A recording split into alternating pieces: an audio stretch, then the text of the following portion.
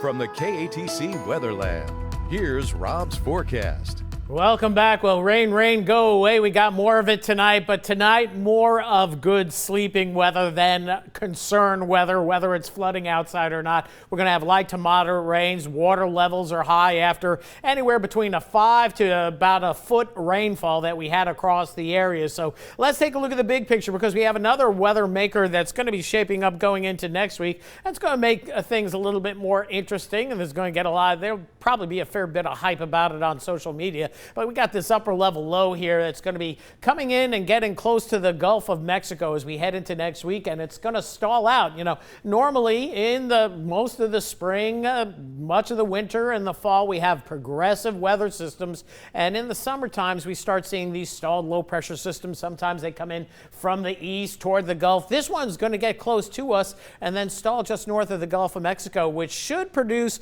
low pressure in the Gulf, kind of like our version of maybe a nor'easter. It's not going to be a tropical system, but more on that in just a bit. It's going to be interesting nonetheless. All the story, though, is with the subtropical jet stream and disturbance that have been riding through that subtropical jet. And unfortunately, models didn't do a particularly good job with last night's rains. They were somewhere between 2 to 4, 3 to 5, highlighting the possibility of 8 inches, but we never really got a good handle on that rainfall. But this is how it unfolded. This is a 36-hour rain loop. That's where we are right now, and this is going back over 36 hours. You see the rain and storms, repeated rain and storms moving slowly over the same areas. That's why we had those big rain accumulations. And what was coming down super hard, the rain rates, I measured at my house at about 3.5 inches per hour rain rate. We didn't get it for that long there at my house, but that was some of the rain rates that we saw across the area, thus the flooding. Now we do have more rain moving through the area, but the bigger storms, thankfully offshore, we're showing a lot in the way of intense storms that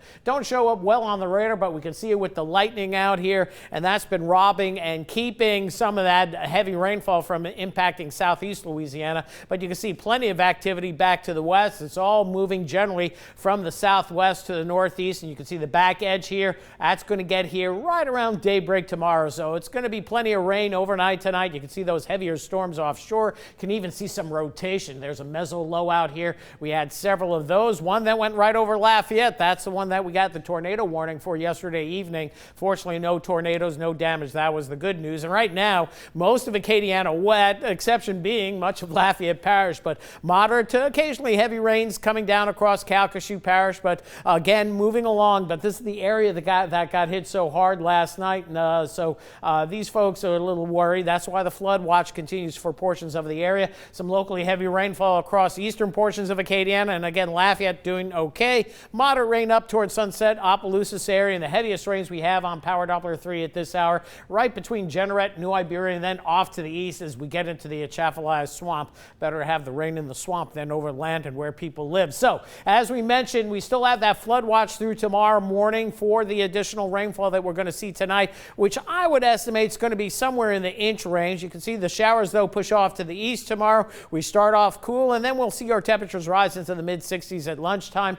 and by the afternoon, lower 70s with hopefully some breaks in the clouds, but more clouds will be coming in for Sunday. Easter sunrise services right around 60 degrees and staying mostly cloudy for Sunday. I think we get a little bit warmer than the lower 60s, but it's going to be a cooler day with the cloud cover. As for additional rainfall, models still underestimating the additional rain. Notice it's not going for much over here where it's raining pretty heavily, so we'll say between a half inch and an inch, maybe a little bit more than that along the coast. Then going into next week here, watch out here in the Gulf of Mexico. That's that non-tropical area of low pressure that's going to develop out in the Gulf. I think it has little impact, maybe some rain showers here. We'll have to see how it plays out. But offshore, it's going to get a little rough out there, and we'll be watching that for our offshore friends. Upper 50s to near 60 tonight. Tomorrow, back into the lower 70s. So a little bit below normal on the temperature regime in the days ahead. So more showers likely for the rest of Acadiana. Few rumbles of thunder out there as well. Not expecting any widespread or major flooding, but we'll watch the trends in the radar through the overnight hours. Then for tomorrow, after some lingering showers first thing in the morning, we'll go to mostly cloudy skies, and hopefully, fingers crossed, we'll see a few intervals of afternoon sun and blue sky tomorrow afternoon as the birds get going once again.